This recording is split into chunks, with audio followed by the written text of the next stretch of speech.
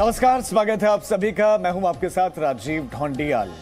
Sunday की बड़ी story में सबसे पहले बात उत्तर प्रदेश की राजनीति की। आज प्रधानमंत्री नरेंद्र मोदी पश्चिमी उत्तर प्रदेश के मेरठ में थे। मेरठ में पीएम मोदी ने 700 करोड़ रुपए से बनने वाले खेल विश्वविद्यालय का शिलान्यास किया और इस दौरान प्रधानमंत्री मोदी ने वहां पर रखी मशीन पर कसरत भी की। प्रधानमंत्री मोदी की फिटनेस देखिए।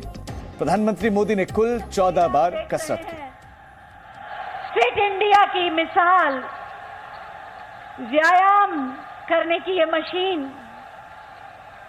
जो शरीर को फिट करती है, तंदुरुस्त करती है, उपयोग करके माननीय प्रधानमंत्री महोदय देख रहे हैं।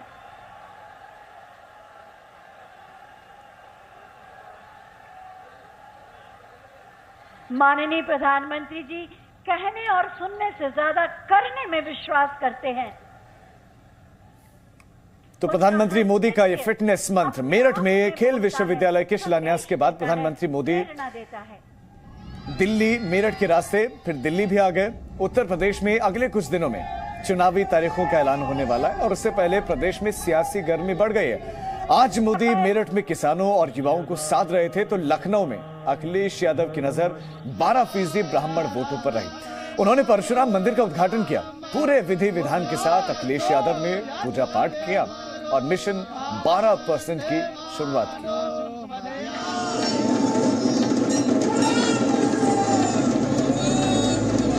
जोरदार तालियों के प्रणाम माननीय प्रधानमंत्री जी तक पहुंचाएं। भारत माता की।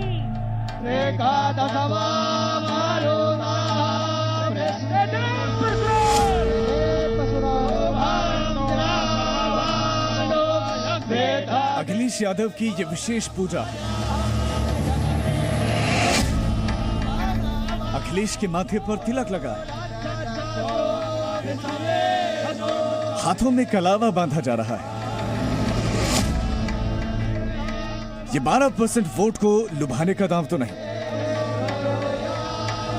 अखिलेश यादव जिस परशुराम मंदिर को बनाने का वादा पिछले कई महीनों से कर रहे थे, चुनाव शुरू होने से पहले ही उन्होंने अपना ये वादा निभा दिया। लखनऊ में गोसाईगंज इलाके में समाजवादी पार्टी के नेताओं ने भगवान परशुराम का मंदिर बनवाया, जिसका उद्घाटन खुद अखिलेश यादव ने पूजा पाठ के साथ किया।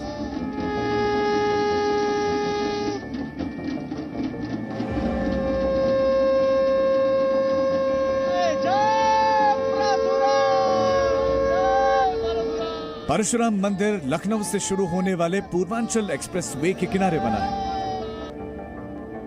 इस मंदिर के उद्घाटन के साथ अखिलेश यादव ने वादा किया कि जब वो सत्ता में आएंगे तो परशुराम जयंती पर सरकारी छुट्टी घोषित करेंगे। यानी एक तरफ मंदिर का उद्घाटन और दूसरी ओर छुट्टी का वादा। इसे 2022 का चुनाव जीतने के लिए बड़ा दांव माना जा रहा है। उत्तर प्रदेश की कुल आबादी में 12% आबादी ब्राह्मणों की है। समाजवादी पार्टी के कोर वोट बैंक में मुस्लिम और यादव माने जाते हैं। इस MY समीकरण में B यानी ब्राह्मण को जोड़ने के लिए अखिलेश यादव कई दिनों से कोशिश में थे। अखिलेश यादव पूजा करके ये संकेत देना चाहते हैं कि ब्राह्मणों की हितैषी केवल समाजवादी पार्टी ही है।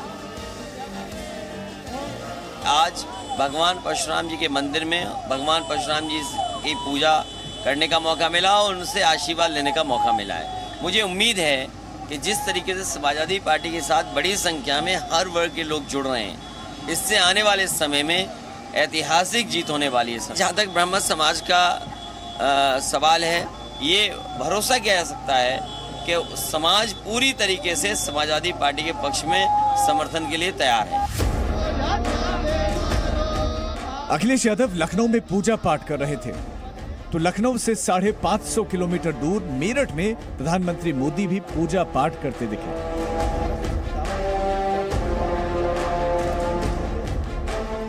प्रधानमंत्री मोदी ने मेरठ के काली पलटन मंदिर में पूजा की।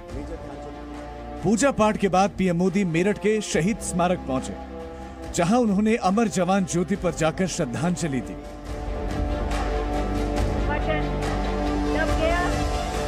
दरअसल पीएम मोदी मेरठ में बनने वाले खेल विश्वविद्यालय का शिलान्यास करने के लिए आए थे। यह विश्वविद्यालय मेजर ध्यानचंद के नाम पर बनाया जा रहा है। खेल विश्वविद्यालय के शिलान्यास के बहाने प्रधानमंत्री मोदी ने पिछली समाजवादी सरकार को आड़े हाथों लिया। जब पहलों की सरकारें थी तब यूपी में अपराधी अपना खेल खेलते थे, माफिया अपना खेल खेलते थे। पहले यहां अवैध कब्जे के टूर्नामेंट होते थे, बेटियों पर फप्तियां कसने वाले खुलेआम घूमते थे।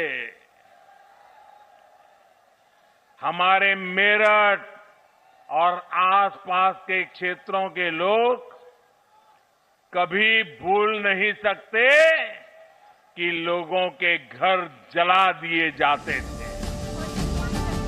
प्रधानमंत्री मोदी ने जनसभा के मंच से समाजवादी पार्टी के पूर्व अध्यक्ष और अखिलेश यादव के पिता मुलायम सिंह यादव के एक पुराने बयान की भी याद दिलाई।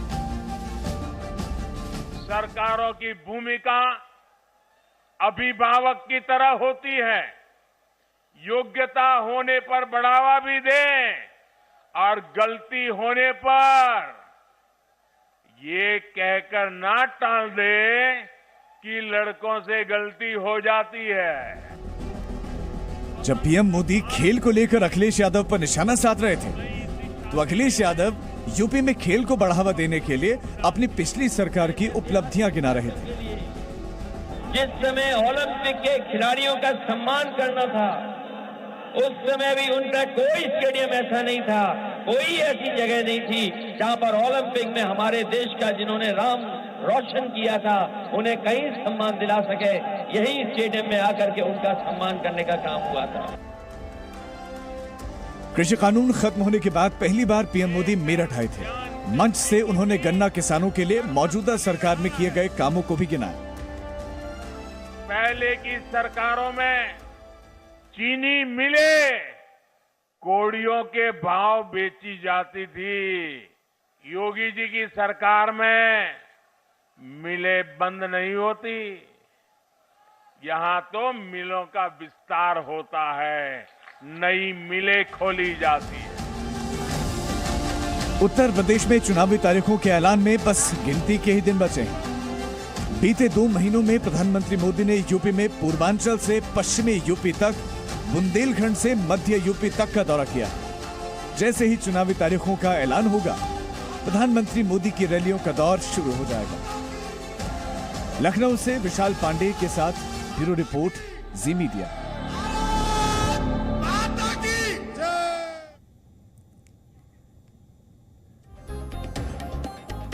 और अब आपको दिखाते हैं यूपी के किन जिलों में ब्राह्मण मतदाता ज्यादा है, और ये संख्या 12% से ज्यादा है। तो सबसे पहले नंबर बलरामपुर का। बलरामपुर में ब्राह्मण वोटर्स की संख्या ज्यादा है। इसके अलावा बस्ती में भी ब्राह्मण वोटर्स अच्छी खासी संख्या में है। संत कबीर नगर, ये वो जिला, यहाँ पर भी ब्राह्मण वोटर सबसे ज्यादा है और यही वजह है कि दौड़ यहाँ पर है। ब्राह्मण बड़े बड़े नेता पहुंच रहे हैं। महाराजगंज वो जिला है जहां पर ब्राह्मणों की संख्या काफी ज्यादा है। गोरखपुर, ये तो गृह क्षेत्र भी है, गढ़ भी है मुख्यमंत्री योगी आदित्यनाथ का, और यहाँ पर भी ब्राह्मण वोटर बड़ी संख्या में रहते हैं। ब्राह्मण मतदाता निर्णायक भूमिका में देवरिया में भी है। देवरिया में बड़ी संख्या में ब्राह्मण मतदाता रहते हैं। अमेठी में भी बड़ी संख्या में ब्राह्मण मतदाता रहते हैं। तो देवरिया के बाद अमेठी वो जगह जहां पर बड़ी संख्या में रहते हैं। वाराणसी, जो गढ़ है, वाराणसी में बड़ी संख्या में ब्राह्मण मतदाता रहते हैं। ये वजह है कि जो नेता है वो पहुंच रहे हैं, ब्राह्मणों के बीच में पहुंच रहे हैं और अलग अलग राजनीतिक दल से ताल्लुक रखने वाले लोग इन वोटर्स के बीच में जा रहे हैं। चंदौली में भी जो वोटर्स हैं, ब्राह्मण वोटर्स हैं, बड़ी संख्या में रहते हैं और ये महत्वपूर्ण भूमिका निभाएंगे। और इसके अलावा कानपुर में भी बड़ी संख्या में ब्राह्मण वोटर्स रहते हैं। और इलाहाबाद भी, यानी कि प्रयागराज के नाम से जाना जाता है, प्रयागराज भी ब्राह्मण बहुल है और बड़ी संख्या में जो ब्राह्मण वोटर्स हैं वो यहाँ पर रहते हैं और निर्णायक भूमिका अदा करते हैं। यही वजह है कि अखिलेश यादव और तमाम दूसरी राजनीतिक पार्टियां यही प्रयास कर रहे हैं कि उनके बीच में पहुंचा जाए। तो ऐसा नहीं है कि अखिलेश यादव की नजर ही सिर्फ ब्राह्मण वोटों पर है। अखिलेश यादव अल्पसंख्यक वोटों पर भी नजर टिकाए हुए हैं। जी न्यूज से बातचीत में अखिलेश यादव ने आरोप लगाया कि बीजेपी अल्पसंख्यकों को निशाना बना रही है, जैन समाज को टारगेट किया जा रहा है। दरअसल अखिलेश यादव अपने एमएलसी पुष्पराज जैन उर्फ पंपी जैन पर छापेमारी से भड़के हुए थे। जैसे ही भारतीय जनता पार्टी आई, उसने दिल्ली की लोकसभा से एंग्लो इंडियंस का आरक्षण जो एक सीट का था वो खत्म कर दिया। उत्तर प्रदेश में एक सदन में सदस्य बनता था, वो क्यों खत्म हो गया? जब सिख समाज से सबसे ज़्यादा सिख समाजों के लोगों को ऊपर अन्याय हुआ पंजाब में, जहाँ पर बड़े पैमाने पे किसानों की जान गई, जिम्मेदार कौन है? जैन समाज से आने वाले लोग, पहले एक जैन समाज के पीयूष जैन को यहाँ छापा मारा। मैं ये जानना चाहता हूँ भारतीय जनता पार्टी इस सवाल का जवाब दे कि आखिरकार किसने प्रचार किया था कि पीयूष जैन वो है जिन्होंने समाजवादी इत्र बनाया था। जब उनकी आंखें खुली, जब सच्चाई पता लगी, तो जानबूझ करके उन्होंने दूसरे समाजवादी पार्टी के एमएलसी और पम्मी जैन, पुष्पराज जैन, उन पर छापा मारा है। चिन्हित कर करके, जानबूझ करके अल्पसंख्यकों को इस सरकार में छापे पड़े हैं और सुरक्षित किया है, उनके ऊपर अन्याय हुआ है।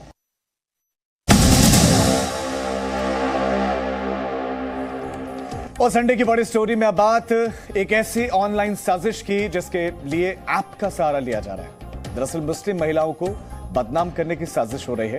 बुल्ली बाई नाम के एक ऐप के जरिए मुस्लिम महिलाओं को निशाना बनाया जा रहा है। आरोप है कि मुस्लिम महिलाओं की फर्जी प्रोफाइल बनाकर बोली लगाई जा रही है। दिल्ली से मुंबई तक कई मुस्लिम महिलाओं ने पुलिस के पास इसकी शिकायत भी दर्ज करवाई है।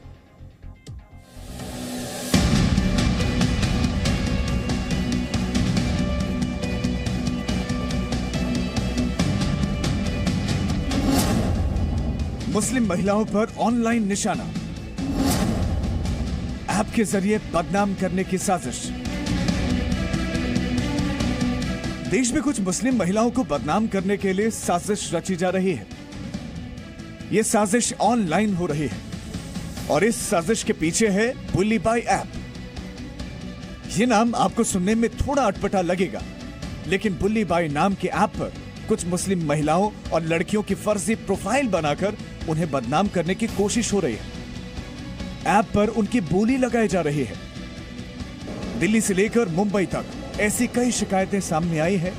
कई महिलाओं ने ट्विटर पर भी अपनी आप बीती शेयर की है। बुल्ली बाई ऐप में मुस्लिम लड़कियों और महिलाओं की फोटो उनकी बिना मंजूरी के इस्तेमाल की जा रही हैं। इस ऐप के जरिए उन महिलाओं की फोटो पर अश्लील बातें लिखी जा रही हैं और यहाँ तक कि ऑनलाइन बोली तक लगाई जा रही है। बुल्ली बाई ऐप गिटहब नाम के एक वेबसाइट पर मौजूद था। गिटहब एक प्लेटफॉर्म है जहां पर अलग अलग तरह के ऐप मिल जाएंगे। गिटहब एक ओपन सोर्स प्लेटफॉर्म है जो यूजर्स को ऐप बनाने और साझा करने की अनुमति देता है। मतलब बुल्ली बाई ऐप न तो गूगल प्ले स्टोर पर है और न ही एप्पल स्टोर पर है।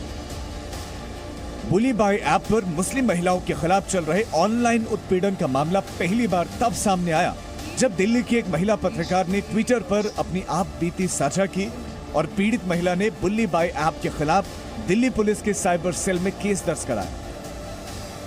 ये मुद्दा हमारे पूरे देश के लिए शर्म की बात है।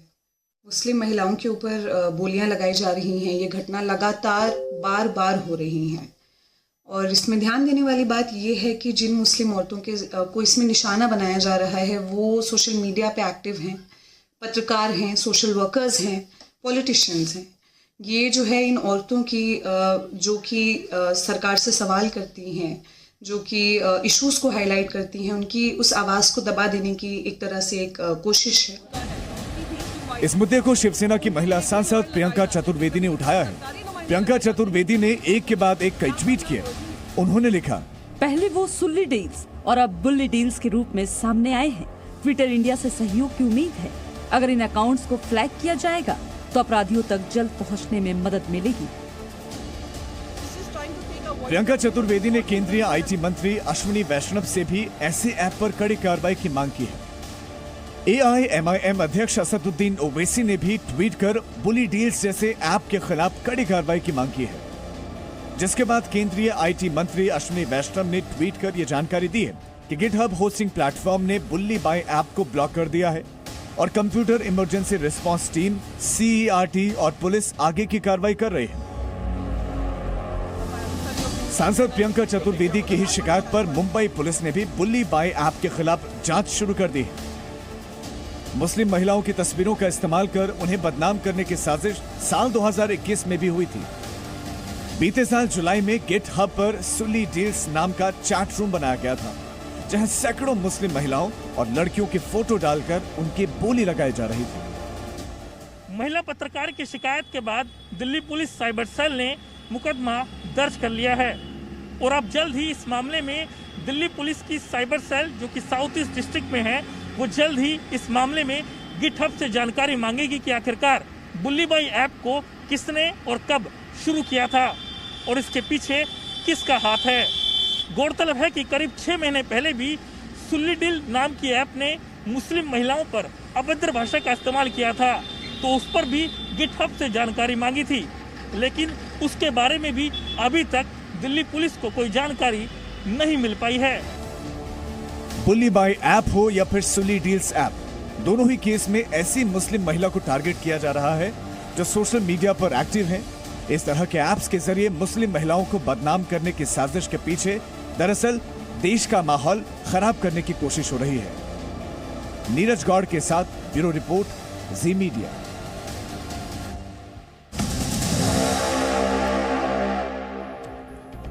और संडे की बड़ी स्टोरी में अब बात एक और साजिश की जो सीमा पार से हुई है। आतंकवाद पर मुंहतोड़ जवाब के बावजूद पाकिस्तान बाज नहीं आता। नए साल के पहले दिन पाकिस्तान ने घुसपैठ की, बड़ी साजिश की, जैसे सेना ने बॉर्डर पर ही नाकाम कर दिया और पाकिस्तान के बॉर्डर एक्शन टीम यानी BAT टीम के आतंकी को मार गिराया। सबसे मजेदार बात यह है कि उसके पास से पाकिस्तान का वैक्सीनेशन सर्टिफिकेट भी मिला है। अब भारतीय सेना ने कहा है, पाकिस्तान ताबूत में आतंक का सबूत ले जाओ।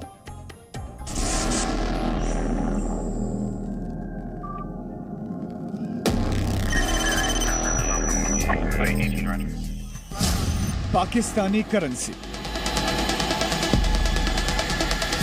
पाकिस्तानी पहचान पत्र, Pakistani SIM card, Pakistani corona vaccination certificate.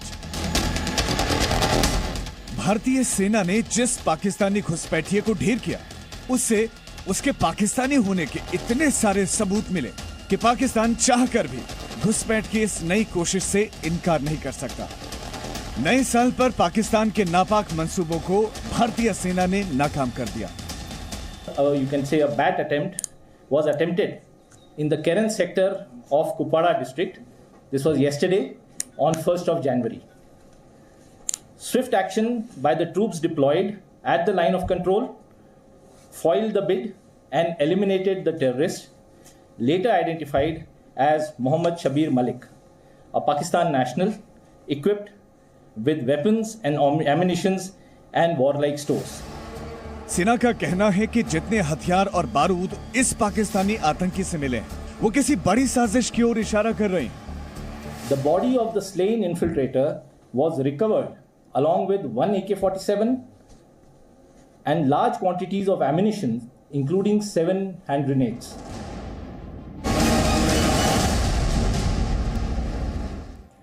Sunday की बड़ी स्टोरी में अब बच्चों से जुड़ी हुई 3 जनवरी की तारीख कोरोना के खिलाफ लड़ाई के लिए बेहद महत्वपूर्ण है, क्योंकि इसी दिन से देश में बच्चों को एंटी कोरोना वैक्सीन लगाने की शुरुआत होगी। रजिस्ट्रेशन तो पहले ही शुरू हो चुके हैं, बस अब वैक्सीनेशन का काउंटडाउन चल रहा है। अब तक 6,80,000 बच्चों का रजिस्ट्रेशन कोविन ऐप पर हो चुका है, तो 6,80,000 यह आंकड़ा है रजिस्ट्रेशन का।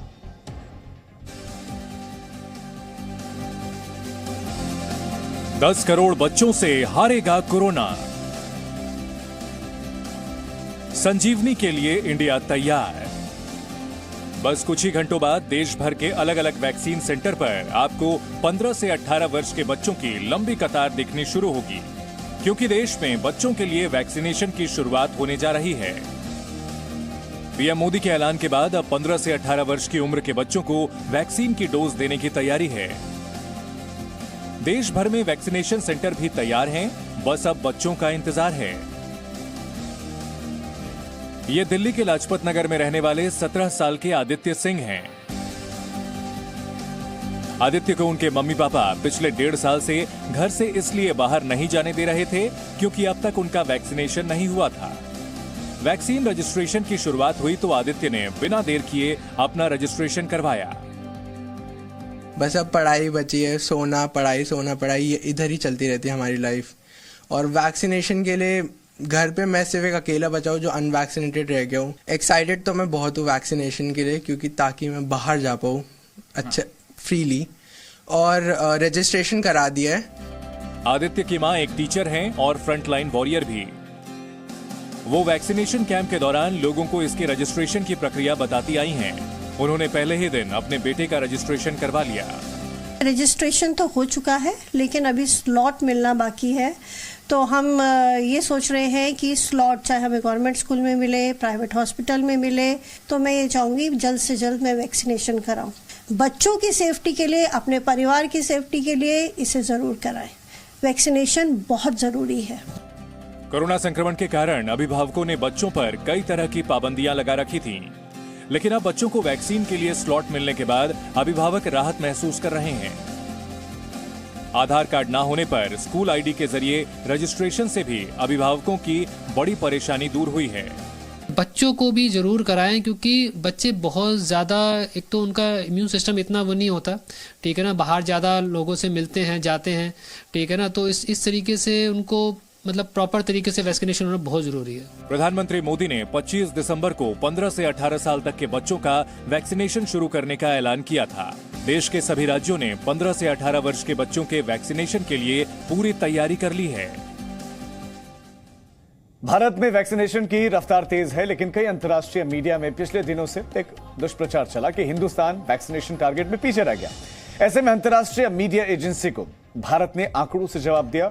कई विकसित देशों के मुकाबले भारत वैक्सीनेशन में कहीं ज्यादा आगे है। सबसे पहले बात करते हैं अमेरिका की। अमेरिका से तुलना करें तो भारत में अब तक 90% एलिजिबल आबादी को पहली डोज लग चुकी है, 65% एलिजिबल आबादी को दोनों डोज लग चुके हैं, लेकिन अमेरिका में सिर्फ 73% योग्य आबादी को पहली डोज लगी है और 61.5% एलिजिबल आबादी को दोनों डोज लगे हैं। यानी भारत अमेरिका से आगे है। अब बात करते हैं ब्रिटेन के। ब्रिटेन की तुलना करें तो ब्रिटेन में सिर्फ 76% एलिजिबल आबादी को पहली डोज लगी है। भारत इससे कहीं ज्यादा आगे है। फ्रांस से तुलना करें तो फ्रांस की तुलना में भारत में 90% एलिजिबल आबादी को पहली डोज लगी है, जबकि फ्रांस में सिर्फ 78% को ही एलिजिबल आबादी को ही पहली डोज लगी है। इसके अलावा आंकड़ों में भारत दुनिया में किसी भी देश से बहुत आगे और 145 करोड़ वैक्सीन की डोज अब तक देश में लगाए जा चुके हैं। 11 प्रदेशों में तो 100% एलिजिबल आबादी को पहली डोज लगाई जा चुकी है। 3 प्रदेशों में 100% योग्य आबादी को, एलिजिबल आबादी को वैक्सीन की दोनों डोज लगी हैं। देश में अब 8 वैक्सीन को मंजूरी अब तक मिल चुकी है। Presenting B News app, available on Google Play and App Store. Download it now.